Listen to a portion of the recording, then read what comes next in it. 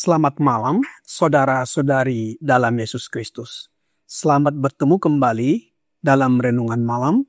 Ye shall receive power, atau engkau akan menerima kuasa, oleh Ellen G. White, tanggal 2 Oktober 2025.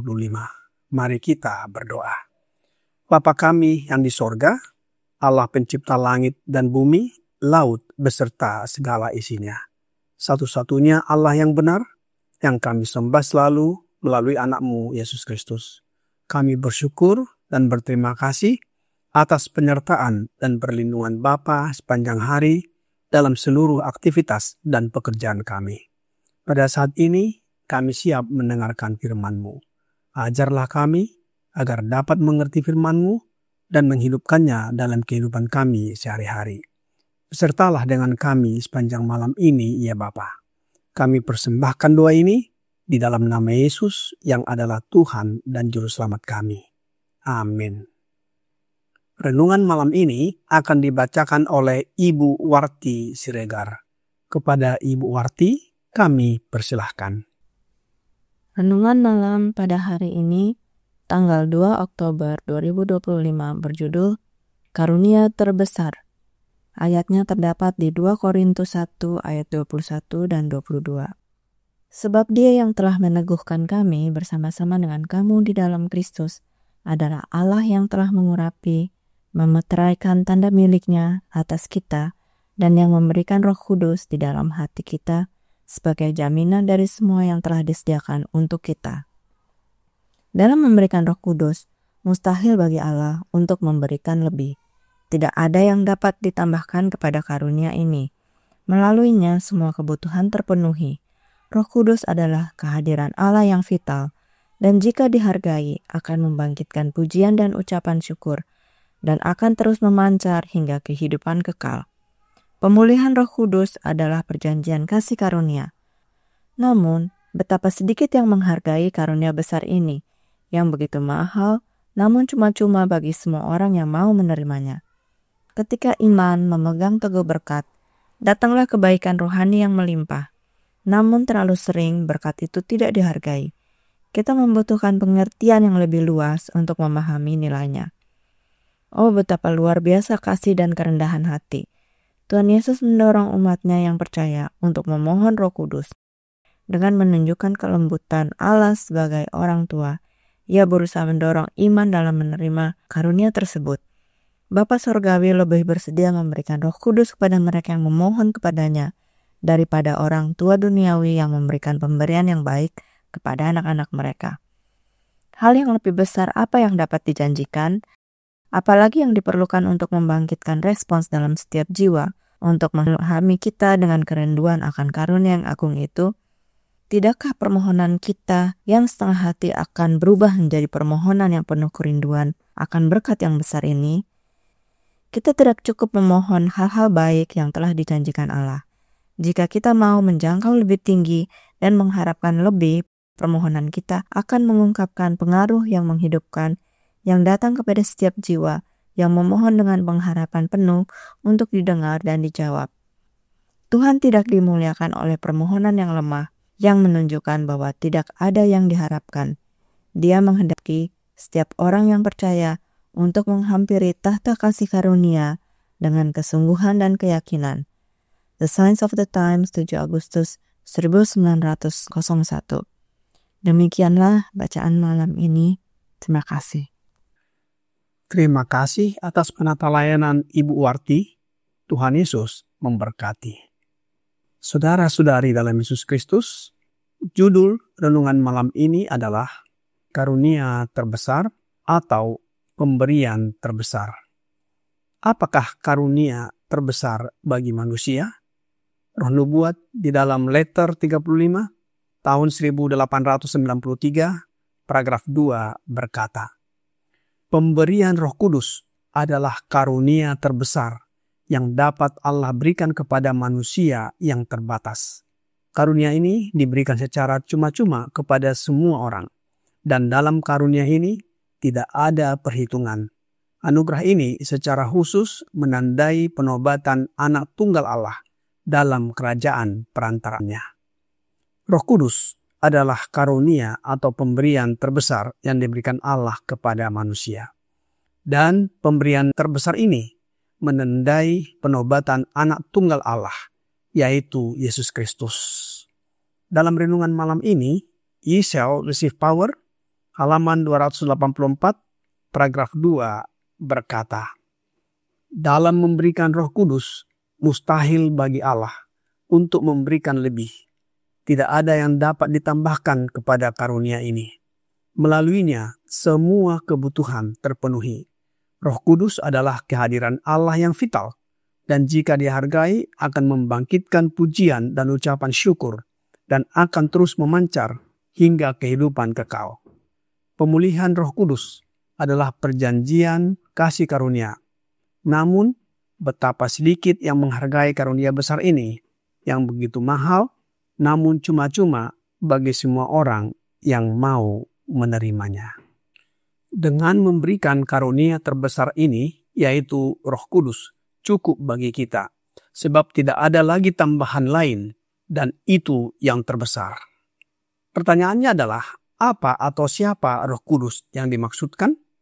Dalam tulisan lainnya, di dalam manuskrip Releases, volume 14, halaman 84, paragraf 3, dikatakan, Roh Kudus adalah Roh Kristus, yang dikirimkan kepada semua orang untuk memberi mereka kecukupan bahwa melalui kasih karunia-Nya kita dapat penuh di dalam Dia. Jadi Allah mengurapi anaknya dengan rohnya dan anak memberikan rohnya kepada murid-murid dan juga kepada kita sebagai pengikutnya. Hal ini telah dijanjikan Yesus sebelum Dia naik ke surga. Rasul Yohanes berkata di dalam Yohanes 14 ayat 16, Aku akan minta kepada Bapa, dan Ia akan memberikan kepadamu seorang penolong yang lain, supaya Ia menyertai kamu selama-lamanya. Penolong yang lain di dalam Yohanes 14 ayat 16, dalam versi King James, menggunakan kata comforter. Comforter adalah penghibur, dan juga digunakan sebagai kata untuk penolong.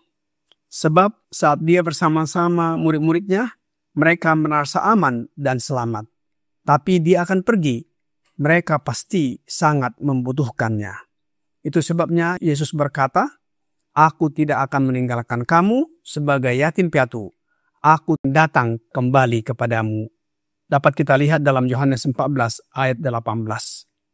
Menggunakan kata comforter sebagai penghibur, di mana Yesus secara fisik ketika belum naik ke surga bersama-sama dengan muridnya, dan Yesus akan pergi ke surga. Dan setelah Dia tiba di surga dan diurapi oleh Bapanya, sebagaimana kita bisa baca dalam Ibrani 1 ayat 8 dan 9, maka bagaimana caranya Yesus bisa menolong murid-muridnya? Yaitu dengan memberikan ataupun mencurahkan rohnya. Mungkin saudara-saudari bertanya, siapa penolong yang lain ini? Namanya kan penolong yang lain. Tentunya ada oknum yang lain, bukan Yesus Kristus atau bukan roh Yesus Kristus. Tentunya ada roh yang lain juga. Bagaimana kita menjawabnya? Kita akan bergantung kepada firman Allah ataupun tulisan Roh Nubuat. Tulisan Roh Nubuat menolong kita menjawabnya di dalam The Review and Herald tanggal 26 Oktober tahun 1897 paragraf 15. Tidak ada penghibur seperti Kristus, lembut dan benar. Dia dijamah dengan perasaan kelemahan-kelemahan kita. Rohnya berbicara kepada hati. Pengaruh dari Roh Kudus adalah kehidupan Kristus dalam jiwa. Roh ini bekerja di dalam dan melalui setiap orang yang menerima Kristus. Mereka yang mengetahui kehadiran Roh ini mengungkapkan buah-buahnya, kasih, sukacita, damai, kesabaran, kelemah lembutan, kebaikan, iman. Jelas bahwa penolong yang lain yang dimaksudkan adalah penghibur, dan penghibur itu adalah Yesus Kristus. Apa yang terjadi bila menerima penghibur yang bukan Yesus Kristus, ataupun menerima penghibur yang bukan rohnya Yesus Kristus? Roh Nubuat berkata di dalam buku Reflecting Christ, halaman 21, paragraf 3. Alasan mengapa gereja-gereja lemah dan sakit-sakitan dan siap untuk mati adalah bahwa musuh telah membawa pengaruh yang sifatnya mengecilkan hati untuk ditanggungkan kepada jiwa yang gemetar.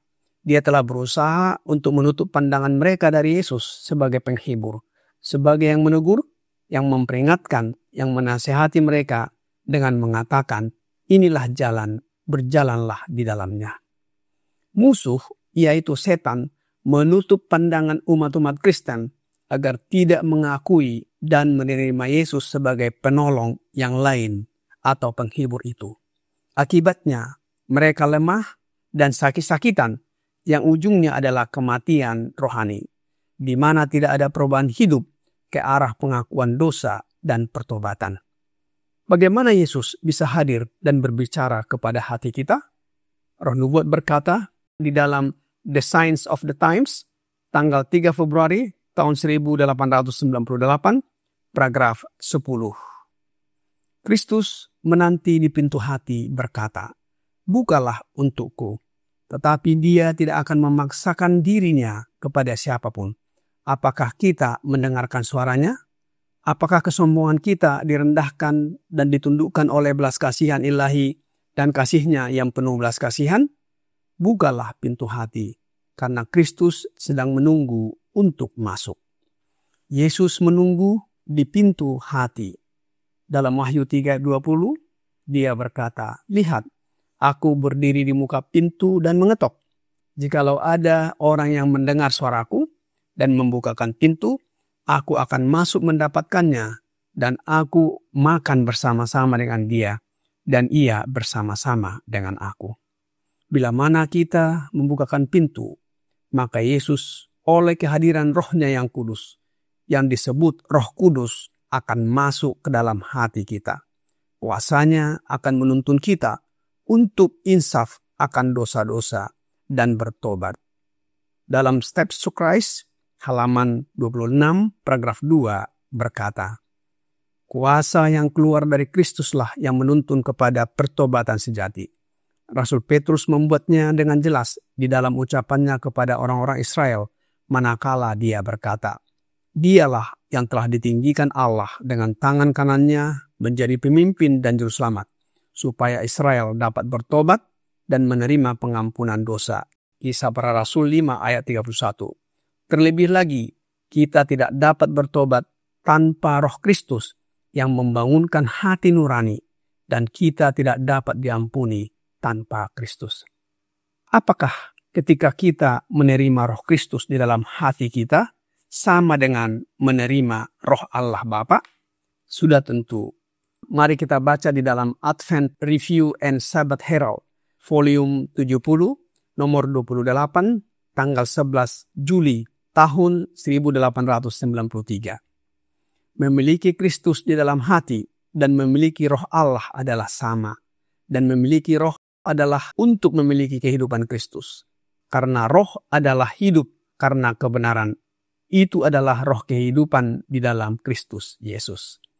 Saudara-saudari sekalian, dalam memberi Roh-Nya kepada kita melalui Yesus Kristus sebagai pemberian yang terbesar, Allah memberi dirinya kepada kita dan menjadikan dirinya sebuah sumber dari pengaruh-pengaruh ilahi untuk memberi kesehatan dan kehidupan kepada kita.